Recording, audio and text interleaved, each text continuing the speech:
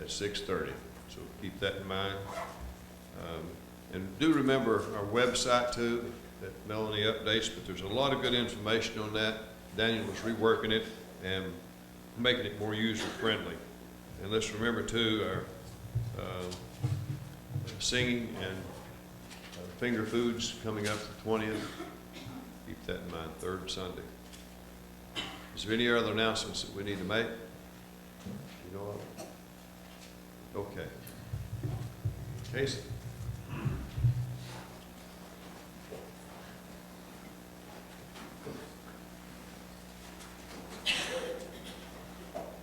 Is tonight's lesson going to be on real estate? Yep. Wasn't sure. 226. 226.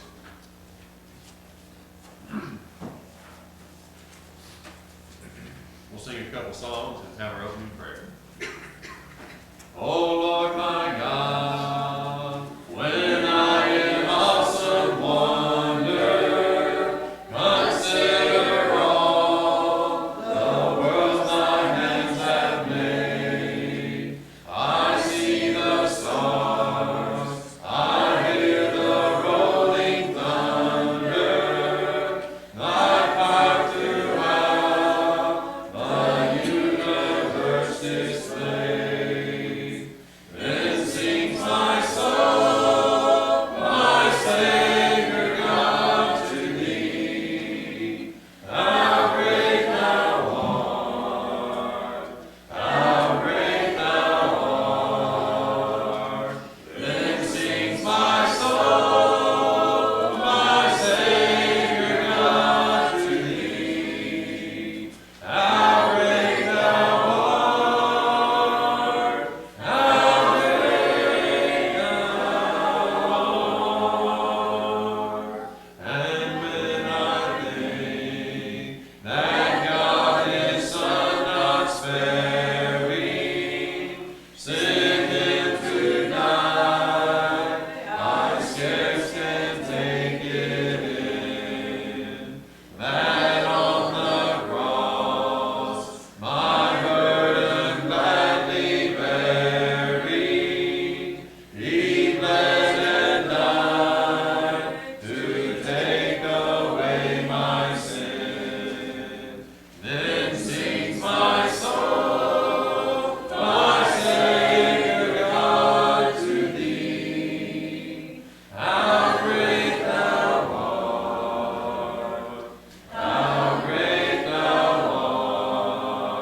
art. Then sings my soul, my Savior God, to thee. How great thou art, how great thou art. When Christ shall come with shout of acclamation and take me home, what joy shall fill my heart. Then I shall bow in humble adoration, and there proclaim, my God, how great thou art. Then sings my soul, my Savior God, to thee. How great thou art, how great thou art. Then sings my soul, my Savior God, to thee. How great thou art, how great thou art. Turn to the back cover.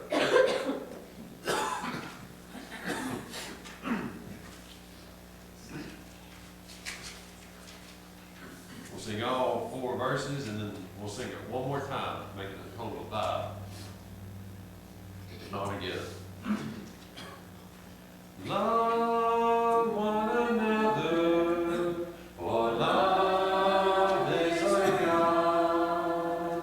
He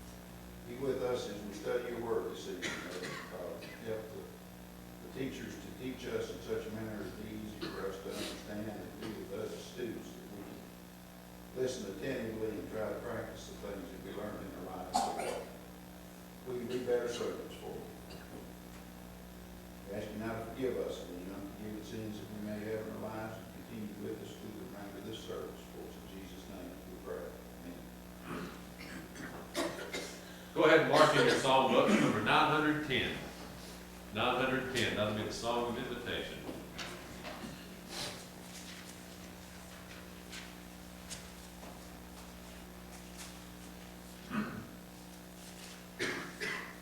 Then if you would, turn to number 627.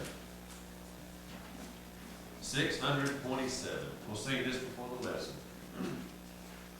If you would, please stand.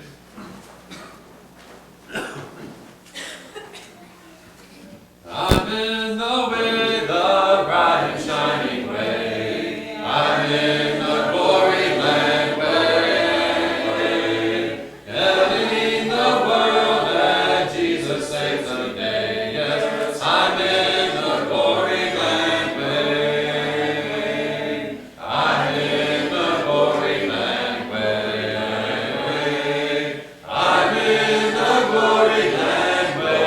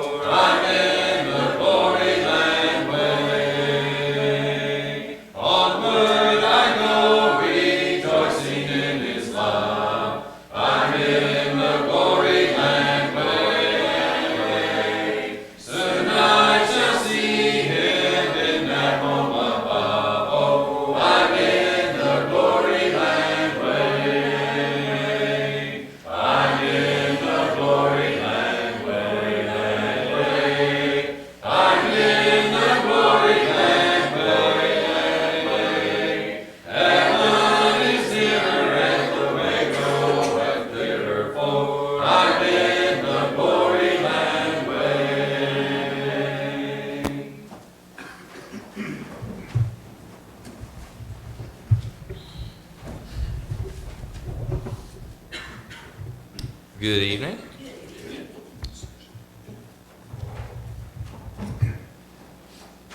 Wanted to tell you a short story before I begin this evening. A couple days ago, well, about 3 or 4 days ago, immediately following the chapel service there at Southeast, which is every morning at 11 a.m., I had someone come up to me, one of the students, and he said, "Mr. Howell, how are you doing?" Which it's always weird to be called Mr. Howell. I don't feel like I'm Mr. Howell. But that's my dad. But I said, fine. And then he said, so how's the search going? To which I responded, what search? He said, your search. I heard that you're looking for a new place to go. I said, really? I hadn't heard. News to me. So, if you hear such things, and I corrected him on it, and I said, well, who told you that? Well, I don't know. I think he knew. But he just didn't want to tell me.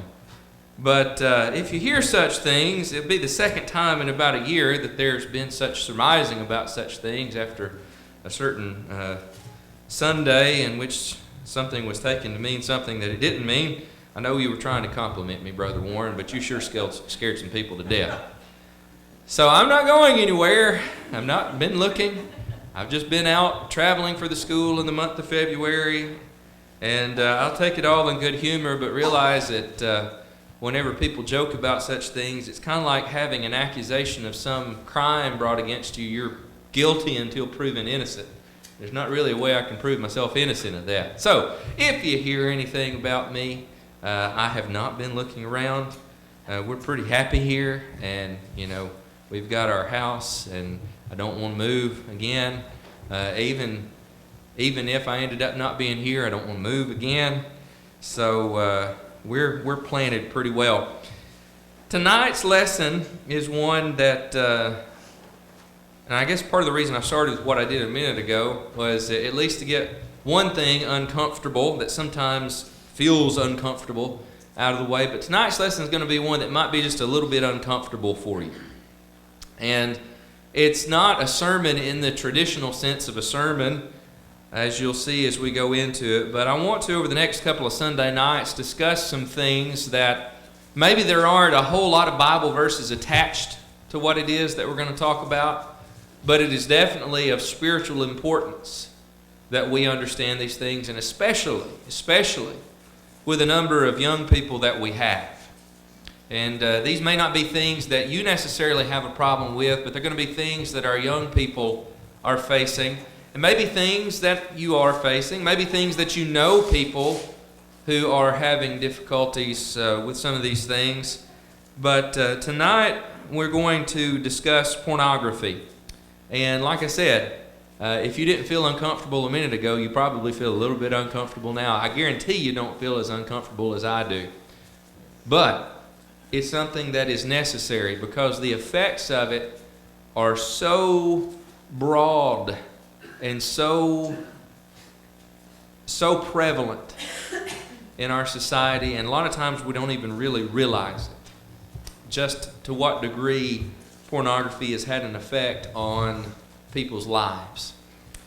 The reason I'm bringing this up is because a couple of weeks ago, whenever I went to Johnson City to preach there and to talk about technology, one of the lessons I did was on technology dangers. And of course, you can't talk about the danger of the internet without at least discussing internet pornography. And because it, again, is so prevalent. I think, if I remember correctly, there was a statistic that said about 12% of all internet searches, 12% of all internet searches had something to do with erotic content or adult content of some sort. And so when you put it that way, you think about how widespread it is, you can't help but talk about it and think about the danger that it presents a little bit. Then compound on top of that, this last week, I was digging around on Facebook and came across a video that was made. It was just somebody, and the person who made it, I'll tell you is in just a minute, made it on his cell phone sitting in the driver's seat of his car. But how many of you have heard of Terry Crews? Know who Terry Crews is? If you have, all right, how many of you have seen the Old Spice commercials in recent years with this big black muscular African-American man? And it's kind of goofy, these commercials. That's Terry Crews. He's an actor. He used to be an NFL football player, which is part of the reason he's built like the way that he is. But he made a video and posted it online a couple weeks ago. The title of it was Dirty Little Secret. And what he was divulging in this roughly 5-minute video that you can find if you go and Google it was his dirty little secret that he had struggled with for many years. And that was his addiction to pornography. And he goes on to say in the video that for the last 6 years he hasn't had that problem. Is to get the point across of just how dangerous it is. It doesn't seem like when somebody's viewing these things that they're really doing any harm to anybody or anything. But nothing could be further from the truth. Because he says it nearly messed my life up. And it really messed up his life in a lot of ways, is what he says. And he calls it his dirty little secret because the entire time he never told anybody that he had this problem.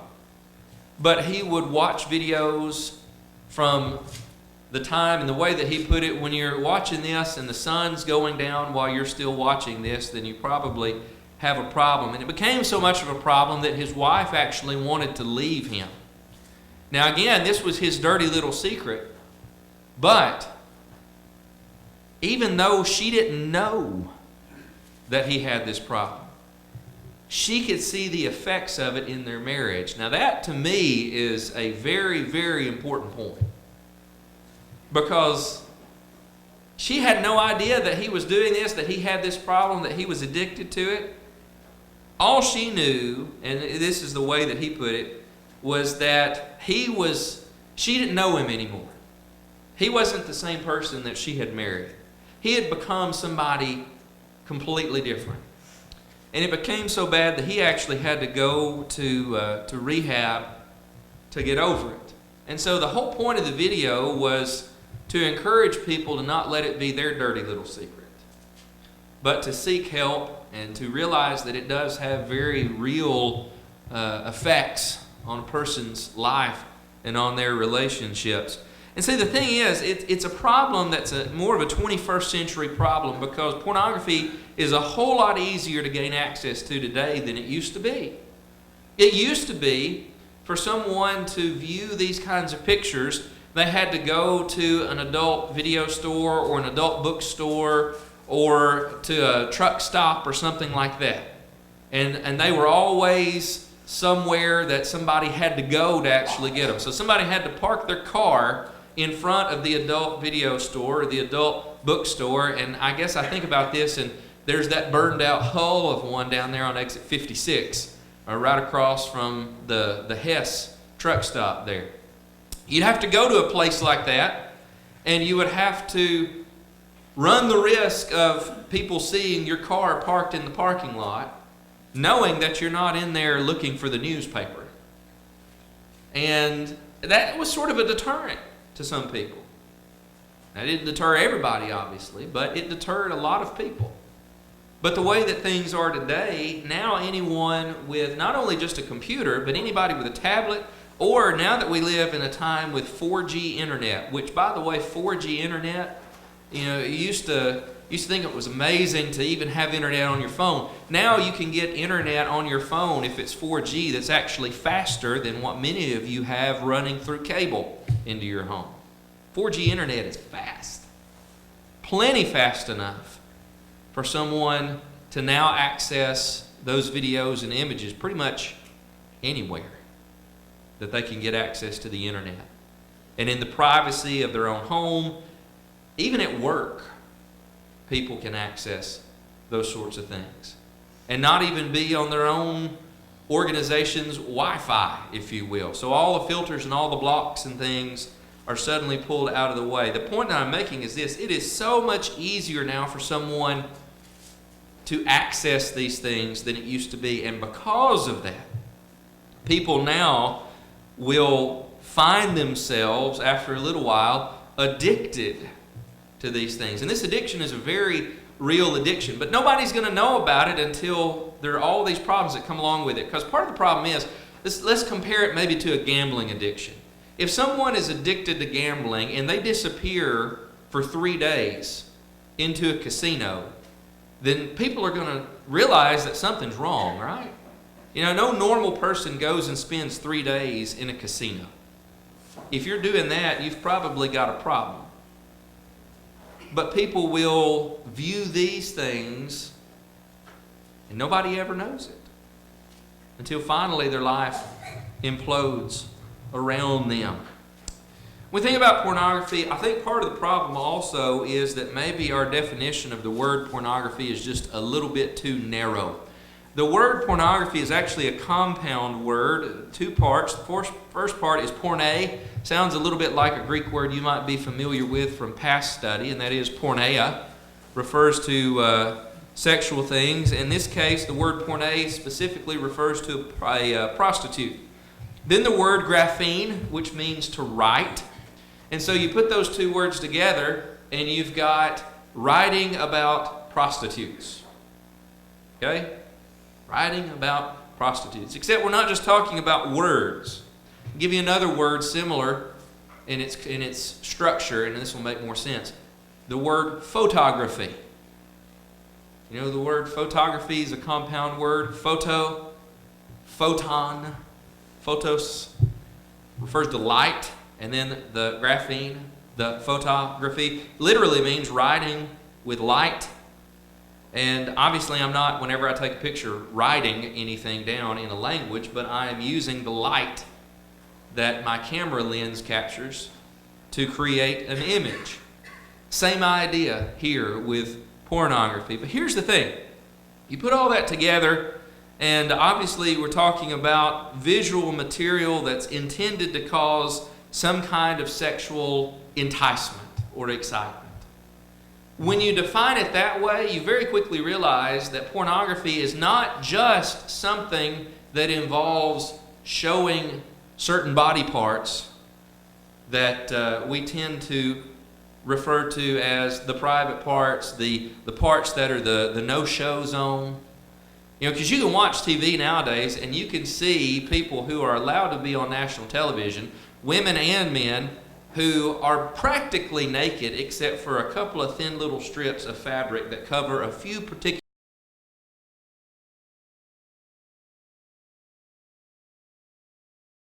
point. That's why sex sells, as people say. And so, in a sense, that could also be defined as pornography, even if you don't see the private parts. When you put all those things together, though, and you think about the access to it that people have, you end up with a perfect storm for a drug that is like no other drug that's out there. There was an article that was shared on a website called The Public Discourse that you can find if you go do a little searching around. It's titled The New Narcotic. And the writer of this particular article compares pornography to a drug, but he says it's a drug like no other because there are three main reasons that it's radically different from earlier forms. First of all, its affordability. As we've already mentioned, there's the accessibility aspect of it, but it's also affordable because people can find it for free on the internet. There was a estimate done by an assistant professor at Notre Dame University that said that 80 to 90% of porn users view free content.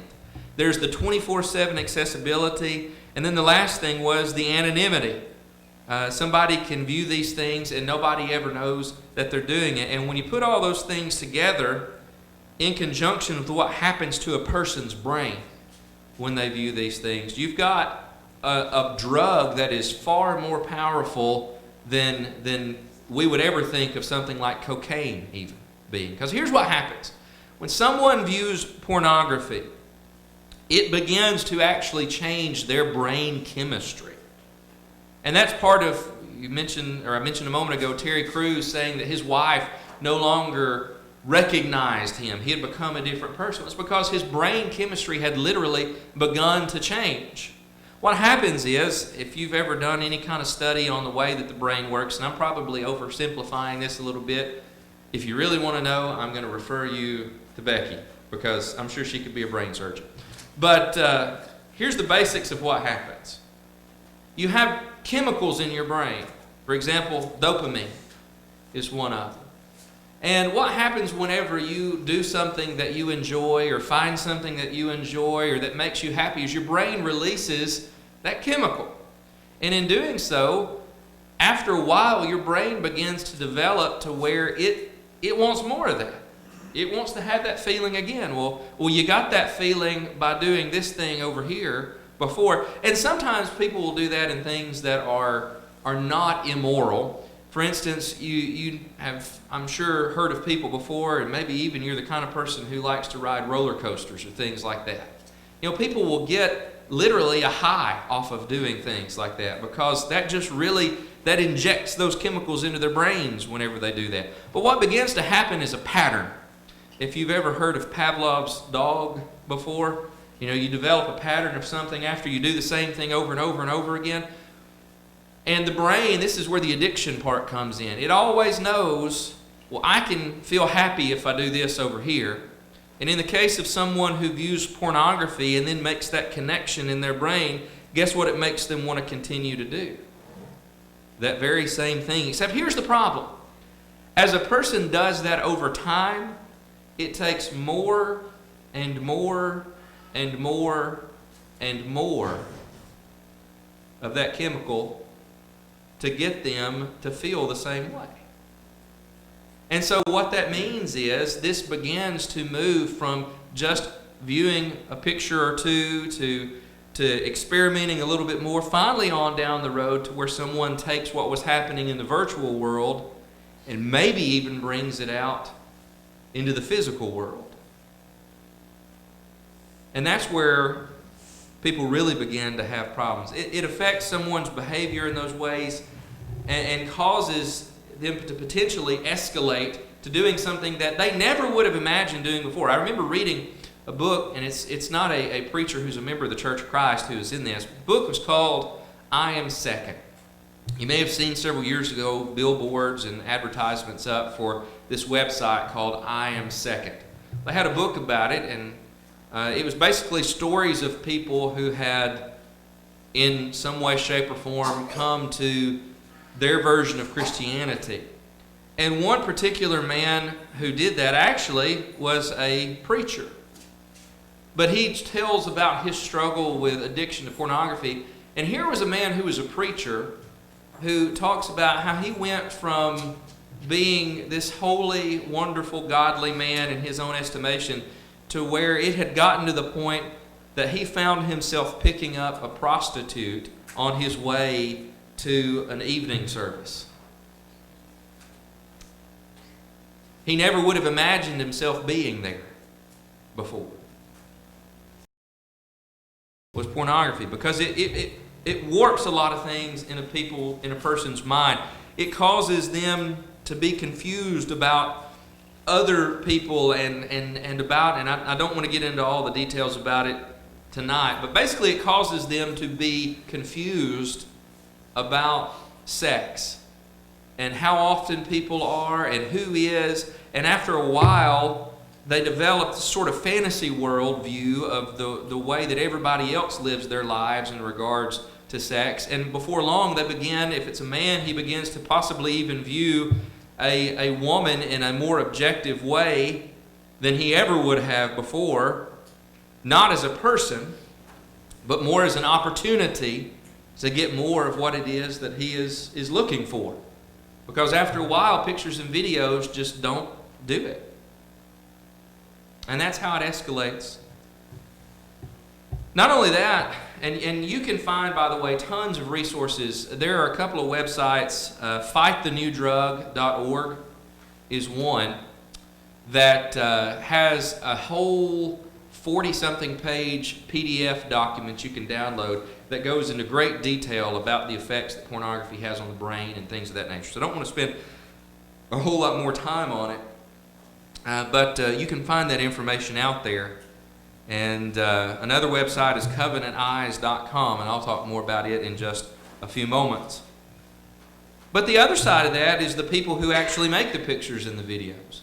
A lot of times, people do not consider the dangers that are there for the people who are in the sex industry, if you want to refer to it that way. A big thing that's been in the news in recent years has been sex trafficking. And that's kind of been a hot topic that people have really latched onto. And that's where a lot of these things come from. What drives that is the pornography industry and people getting to the point to where they escalate to a certain point to where they need these things now, or at least they feel like they need these things now. And then even those who are in the videos and the photographs and things like that, their lives are not good. The average working time for someone in that industry, I read somewhere, is about 18 months. But the suicide rate is high among them. Now, it's glamorized, by the way. For instance, several years ago, there was a television show, and I can't remember what network it was on, but it was about Hugh Hefner's girlfriends, if you will. And we glamorize it in our society of look how great life is for someone who works in this industry, when the reality of it is it's an industry in which STDs are rampant, in which people are exploited and forced and asked to do things that they never would have done in their lives before. And here people are watching it and getting their enjoyment from it.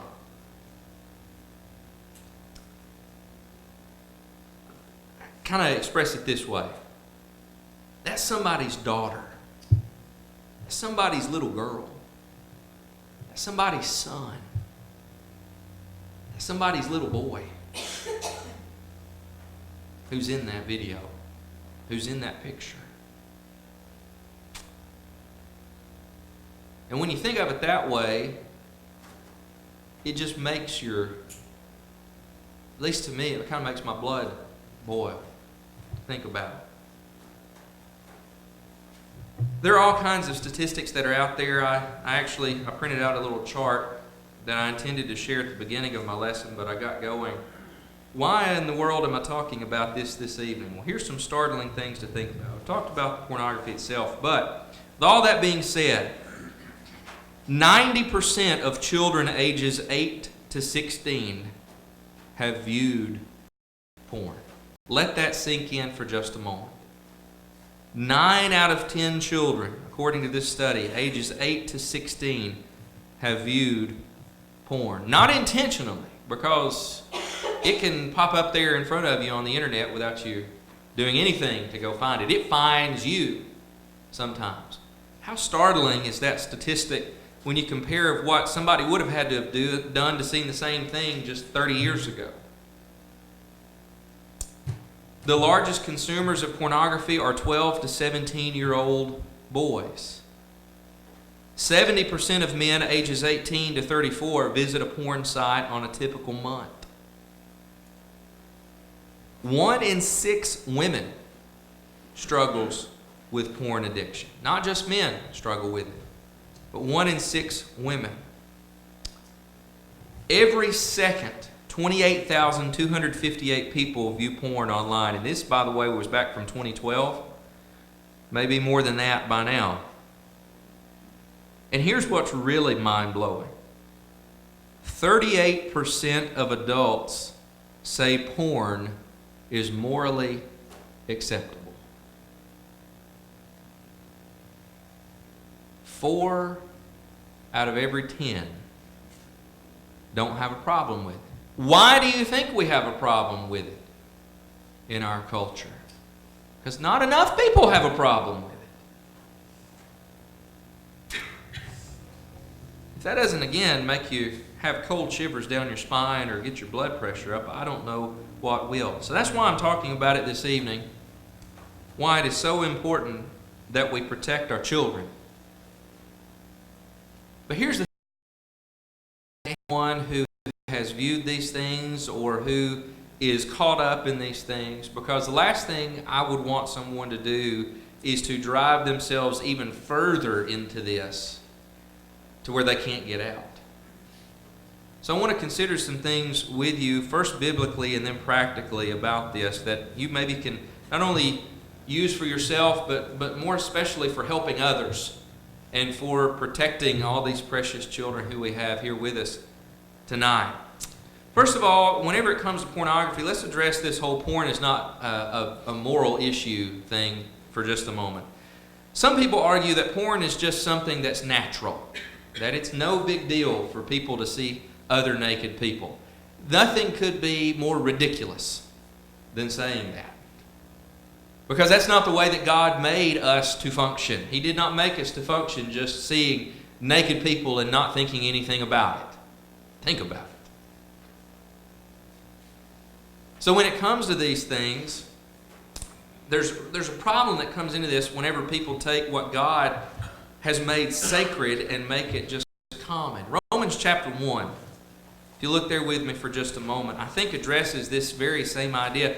God has created human beings to have the capacity for a sexual relationship and for all the things associated with that. But whenever people then take that level of, oh, it's just natural, this is what they've done.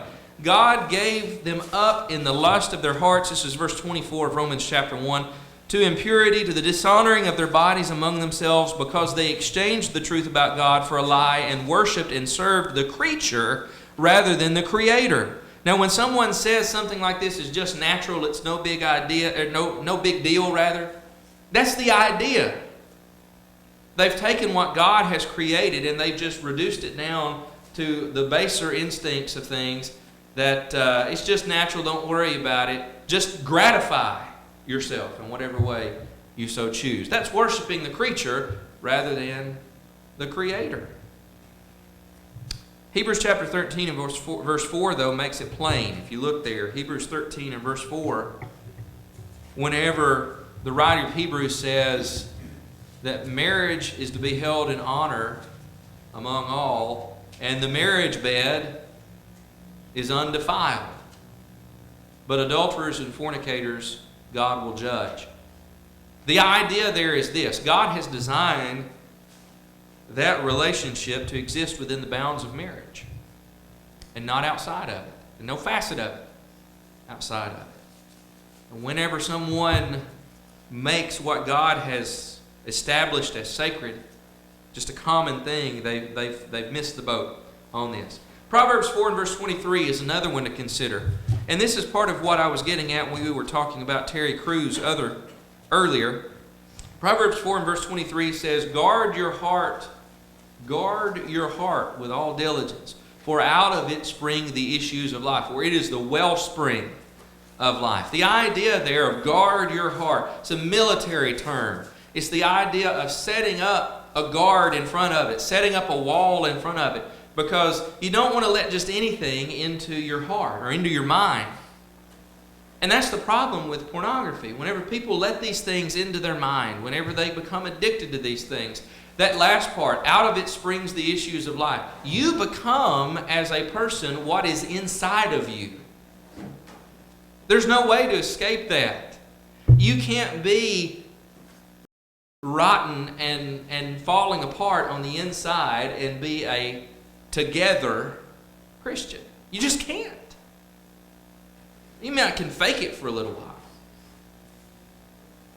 So when it comes to these things, that's why there needs to be a wall set up to keep from allowing them into your thoughts and into your heart, into your mind. In Matthew chapter 5 is another thing, as we continue to talk about the biblical view of this. Because, and I didn't mention this, I'm sure you realize this, the word pornography is not found in the Bible. But that doesn't mean that it's okay. Because one of the big things that pornography does is violate even this higher standard that Jesus lays out in Matthew chapter 5, beginning in verse 28. But I say to you that everyone who looks at a woman with lustful intent has already committed adultery with her in his heart. If your right eye causes you to sin, tear it out and throw it away, for it is better that you lose one of your members than that your whole body be thrown into hell. What he's doing there is he is comparing, if you go back to earlier what he says in verse 27, you have heard that it was said, you shall not commit adultery. Jesus is elevating the standard here for Christians. What he's saying is, while you may have heard before that you could do everything up to the door of actually committing adultery, what I'm telling you is, if you even look in the direction of the house to go in, then in your heart, you've essentially done the same thing. Not actually the same there. You've not actually done it any more so than someone who thinks about wringing somebody's neck has actually done it. Somebody ever made you mad enough to want to wring their neck? But it doesn't mean you did it, and doesn't mean you're guilty of it. And the same thing is true here. But in your heart. What did we just say about the heart a moment ago? Proverbs 4 and verse 23. Guard your heart. In your heart, you've already got a problem that could become a physical problem if not taken care of. And obviously pornography causes this kind of lust. Otherwise, what's the point of someone viewing it? Ultimately, though, what it does is it puts a person at odds with God. Romans 8, verses 5 through 8 remind us that the carnal mind, the worldly mind, the fleshly mind is an enmity with God. And that means basically separated, all-out war against God. There is no room for pornography in a Christian's life. And by the way, all these stats and things that I've shared with you, for the most part, some of these other things like the article that I referenced earlier, these aren't all coming from people who are Christians. These are coming from secular organizations. This isn't information that's being inflated just for the sake of Christians being able to condemn something that somebody else is having fun with. This is secular organizations saying there is a very, very real problem with these things. That ought to mean something. If even people who work for organizations that have nothing to do with God really say it's a problem. So what do we do about it? Well, here are two things very quickly this evening. I realize we're going a little bit, I've actually cut some stuff, but this is a very important thing, especially when you look at the statistics, how dangerous it is. First thing you've got to do is be proactive in avoiding these sorts of things. You can install software on your computer, but what I would recommend actually is using a service called OpenDNS. And you can attach it to your router. Especially, how many of you have Wi-Fi at home? I don't mean just internet access, I mean Wi-Fi. All right. If you've got Wi-Fi, then anybody that comes to your house that gets on your whatever they want to on the internet. If you just put filtering on the family computer, because this is what the information used to be several years ago, put your family computer in a public place in the house and put filtering software on the computer. Problem is nowadays, people not only have that computer, they probably have 2 or 3 computers, and they have cell phones that connect to Wi-Fi, and they probably have tablets and a host of other devices. And so you might put filtering software on that computer, but guess what? Every other device still has full access to the internet. What OpenDNS does is allows you to set up your router so that anybody who connects to your Wi-Fi, to your network, has that filtering in place. And that's not just for kids, that's a good thing for adults too, because it'll keep you from stumbling across some things that you really don't need to see. And it doesn't just block pornography, it blocks a lot of other things. You can change the settings on it, but here's the thing, it's free. It's free. The solution doesn't cost you a thing other than a few minutes to set it up. Make an account. If you need help, if you want to set it up on your router at home, I know somebody who works with computers. I can come help you. I don't mind a bit doing that. So, there's an option. Have some kind of avoidance mechanism out there. And OpenDNS is a really good one. It's just opendns.com. And when it comes to cell phones and things like that, there are other apps that, especially parents, and this is why I was talking about the kids. There is an app, a service called Pompic, P-O-M-P-I-C. You go to pompic.com. It is a service that you can install on your child's phone that basically gives you complete access to see what it is that they've been doing. Now, if you're a kid who has a phone or a device like that, you're immediately thinking, wow, that's such an invasion of privacy. Let me remind you of 2 things. Number 1, you don't have legal rights until you're 18. Number 2, you didn't buy that phone, did you? Are you paying the cell bill? No. Okay, maybe you did buy the phone. But here's the thing. This is not to be spying on your text messages or things like that. And if you're going to do this, really it's ideal if this be part of the deal from the very beginning. Because it's harder to go back on after the fact. But it's more there for protection. And it kind of bleeds into the second point that I'm going to make. Use filtering to be proactive in avoiding these things, but also use accountability to break the cycle. If somebody's already caught up in this, the only way to get out of it is to admit it to someone else. It's the only way. Terry Crews, in that video I was telling you about, says this: by not telling people, which is what he did for a long time, it becomes more powerful. But when you tell, and when you put it out there in the open, it loses its power.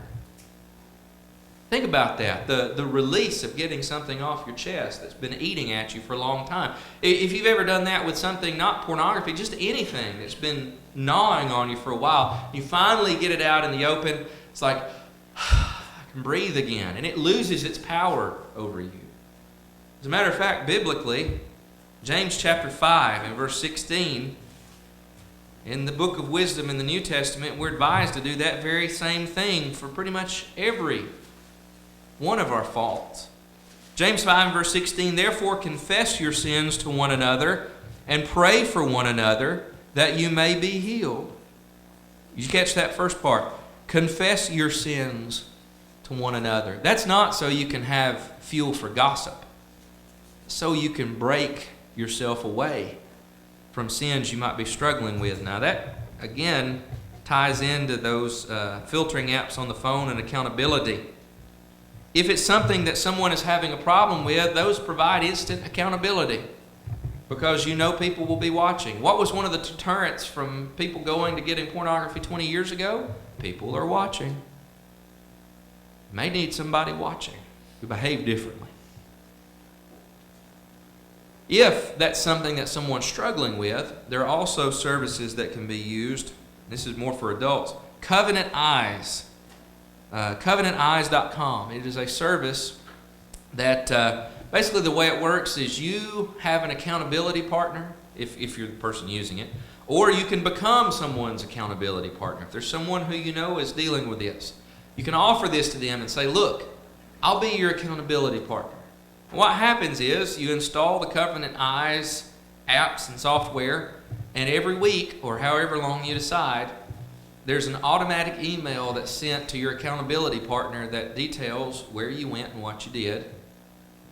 And that's not so people can spy and blackmail you and things like that. That's so there's somebody there watching out for you. That's the digital version of confess your faults to one another, that you may be healed. There are other things that are like that. And by the way, that's not just for dealing with pornography. That's true of just about any sin that someone continually struggles with. We're supposed to, as Christians and brothers and sisters in Christ, not be ready to condemn each other, but be ready to have each other's back in working through our problems and difficulties. And as I mentioned tonight, pornography is a big one. So I know it's slightly uncomfortable. It may have become slightly less uncomfortable as we went through, but there were some uncomfortable moments in there for sure, especially when you look at the statistics. Don't just bury your head in the sand, though, about it. Don't just think, well, it's not really an issue, because if the stats are something like this, to where 4 in 5 or 5 in 10 or whatever the numbers happen to be of people are doing this particular thing, look around the room and how many people are there in the room. And if the stats hold true, there are people even in this room who may be dealing with these things. We'll talk about it because it's not polite. Because if we do that, we can danger. If you have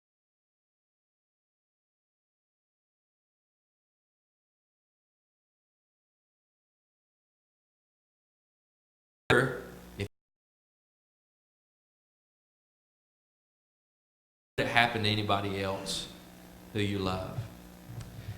As we close tonight, I know it's been as far from a traditional gospel sermon as any sermon could be in a lot of ways.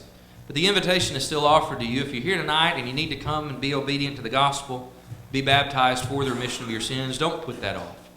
Or maybe you're here tonight and you simply need the prayers of your brothers and sisters in Christ to come confessing your faults to one another, as we read just a moment ago in James 5 and verse 16. Don't put that off, but take the opportunity as it's given to you now as we stand and sing.